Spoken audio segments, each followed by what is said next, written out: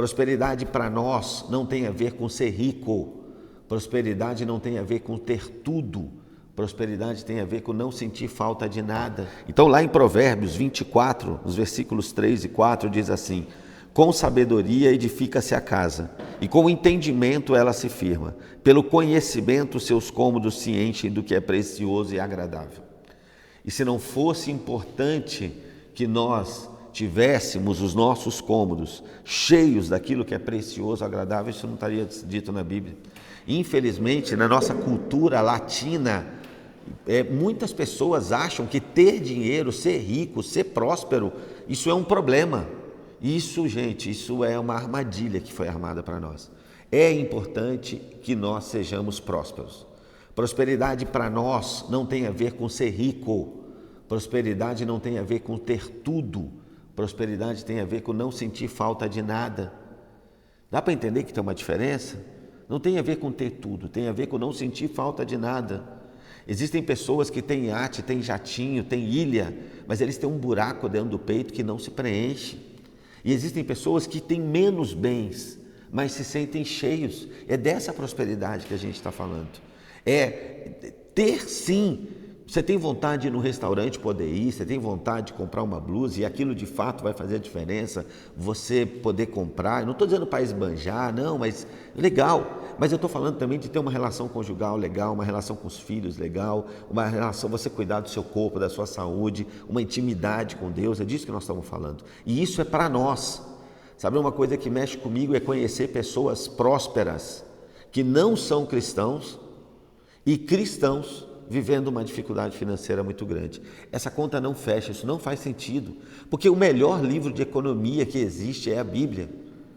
O que acontece é que a gente vive hoje num tempo onde os cristãos não meditam na palavra, não leem mais a Bíblia. Infelizmente, no começo da década de 80, 6% da população brasileira era evangélica. Hoje mais de 30% é evangélica, está na moda ser cristão, ser evangélico. Só que hoje nós temos evangélicos não praticantes, como a gente tinha os católicos antigamente, e eu vim de uma família católica. Uma galera que às vezes nem vai no culto, alguns que só vão no culto, não servem, não meditam, não leem a Bíblia. Nós precisamos entender que o maior livro de economia que existe é a Bíblia, está lá. E existem ímpios vivendo princípios e se tornando prósperos, e existem cristãos que não vivem princípios e aí não se tornam prósperos. Tem a salvação, mas não entendeu que a eternidade já começou, a nossa vida já era para a gente estar vivendo um tempo melhor em todas as áreas. Então, isso mexe muito comigo, como os cristãos abrem mão de serem prósperos por não conhecerem da palavra. Porque tem dois motivos: ou não conhece, ou não vive conhecendo. Então, assim, ou é falta de conhecimento, ou é falta de temor. Ou seja, eu conheço, mas não faço. É uma das duas coisas. Então, a gente precisa ter conhecimento e precisa ter temor para colocar em prática. Então, vamos falar de finanças, mas à luz da Bíblia. O primeiro, algo que eu quero trazer para vocês, um princípio é da mordomia. O princípio da mordomia diz o seguinte: nada é nosso. Hoje a gente vai falar de finanças, mas só para a gente dar uma ampliada. Nada é nosso. A nossa saúde foi Deus que deu e tem um princípio. E parte é para a gente usufruir, parte é para servir. O nosso tempo, parte é para a gente usufruir, parte é para servir. O nosso conhecimento, parte é para a gente se transformar, parte é para servir os outros. O nosso dinheiro é só um recurso. Ele não é só um recurso. E parte é para a gente usufruir, mas parte é para servir.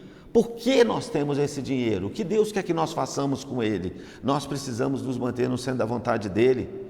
Então, parte do dinheiro que nós recebemos é para a gente usufruir, mas parte desse dinheiro é para colocar, para servir outras pessoas. Vamos entender, a natureza nos dá grandes lições. A água não mata a própria sede. E o fruto não mata a própria fome. Nada do que nós temos é para nós, é para os outros. Tem uma história que eu conheci há um tempo atrás, que mexeu muito comigo, que falava da diferença do céu e do inferno. Um homem morreu e ele queria conhecer os dois, ele queria ver como era. E ele fez esse pedido e ele foi atendido. Um anjo leva ele e ele está caminhando por uma floresta fechada. E esse anjo diz: eu vou te mostrar primeiro o inferno. E ele está andando por uma floresta fechada, quando de repente ele começa a ouvir uns barulhos, gemidos, ranger de dente. E quando abre uma clareira, tem uma mesa, e ele vê pessoas sentadas na mesa, muita comida sobre a mesa, e as pessoas desesperadas, com muita fome. E aquilo não fazia sentido, até que ele observa que essas pessoas tinham um braço virado para trás. Então elas pegavam a comida e não conseguiam comer. Vocês já pensaram no desespero? Elas não conseguiam comer e era muita comida, muita comida. E aí tem uma hora que ele olha aquele desespero, fala: chega, não quero mais ver isso, eu quero agora ver como que é o céu. E aí eles vão caminhando na mesma floresta, uma trilha parecida, só que de repente ele começa a ver pássaros cantando, uma música suave tocando. Claudivan estava lá tocando já, né, Claudivan? Tocando e tal. E aí, quando ele chega, para a surpresa dele, a mesma mesa, as mesmas comidas, pessoas sentadas à mesa. Mas o que chama a atenção dele é que as pessoas estão saciadas, mas elas também têm os braços virados para trás. Qual era a diferença? É que no céu, quando a pessoa pegava comida, primeiro ela dava na boca de quem estava do lado. E dessa forma ninguém sentia fome. A mesa era a mesma, a comida era a mesma, o defeito era o mesmo. As pessoas pensavam de uma forma diferente, pensavam primeiro em servir. Então isso tem muito a ver com o princípio da mordomia. Nós precisamos entender, nada é nosso, tudo é de Deus. Então nós precisamos pensar: para quê? Ter dinheiro para quê? A gente conhece lá a parábola dos talentos, né? Onde os caras recebem uma quantidade de talentos diferente e dois deles prosperam, colocam, multiplicam, mas um deles só guarda. Não cuidar das finanças como se deve é desonrar a Deus. Multiplicar todos os nossos, tudo que nós temos de recurso é honrar a Deus. Então, é possível multiplicar o tempo? É. Como eu multiplico o tempo? Eu, por exemplo, quando eu vou na igreja, eu procuro ir com a minha esposa e meus filhos. Dessa forma, eu estou tratando de duas áreas muito importantes da minha vida: família e espiritualidade. Eu procuro fazer atividade física acompanhado dos meus filhos ou da minha esposa. E da mesma forma eu estou tratando duas áreas. Quando eu vou fazer um treinamento, sempre que eu posso, eu levo um filho ou a esposa. Eu cresço, aprendo em conhecimento e eu estou na companhia deles. Então eu acredito que é possível multiplicar o tempo, porque eu não preciso de 1 hora para estudar, 1 hora para fazer atividade física, 1 hora para estar com a minha esposa, 1 hora para estar com meu filho. Se eu fizer isso junto, eu compartilho. Todos os recursos que nós recebemos, nós precisamos multiplicar, e o dinheiro não é diferente. Não fosse assim, não existiria a parábola dos talentos. O dinheiro que vem para a nossa mão, nós precisamos ter responsabilidade. Gastar ele de qualquer forma, viver endividado, é desonrar a Deus. Ele nos deu um recurso para ser bem usado, e ele precisa ser usado com sabedoria. Isso depende de nós aprendermos. E espiritualmente, estar conectado com a vontade de Deus. Emocionalmente, arrancar algumas travas que alguns de nós, todos nós, da nossa infância, coisa que a gente ouviu, que a gente precisa se libertar. E naturalmente, saber como fazer uma planilha, onde investir, onde botar esse dinheiro, controlar as emoções. Então é muito importante que a gente entenda que a nossa administração financeira reflete o nosso compromisso com Deus. Quem não cuida do seu corpo, templo do Espírito Santo, está desonrando a Deus. Quem não honra pai e mãe, está desonrando a Deus. Quem não cuida dos seus recursos financeiros, porque olha só qual é a diferença do ímpio para o cristão, para o salvo. O ímpio, ele gosta de pecar, ele tem prazer em pecar.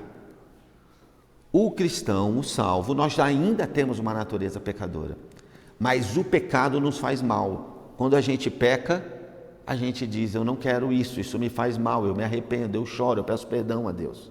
Então, falar: eu não quero nem saber de cuidar do meu dinheiro, isso é papel de ímpio. Eu posso não saber cuidar de dinheiro. Eu vou dar um outro exemplo, é como o perdão. O que a palavra nos diz? Que eu preciso perdoar.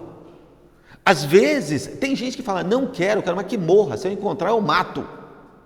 Esse é um sentimento. O outro é, eu já sei que eu preciso perdoar, eu só não consigo. E aí eu ajoelho, eu oro, eu peço a Deus e peço ao Espírito Santo que me capacite. Finanças não é diferente. Eu quero saber de planilha, de controle, de economizar dinheiro, não quero saber. Ímpio. Não, eu entendi que eu preciso honrar a Deus, inclusive com as minhas finanças. Eu só não sei, eu posso orar, eu posso pedir a Deus, eu posso meditar na palavra, eu posso buscar conhecimento. Deu para entender a diferença? Essa é a diferença. E a gente nem está falando que todo mundo sai daqui um grande economista.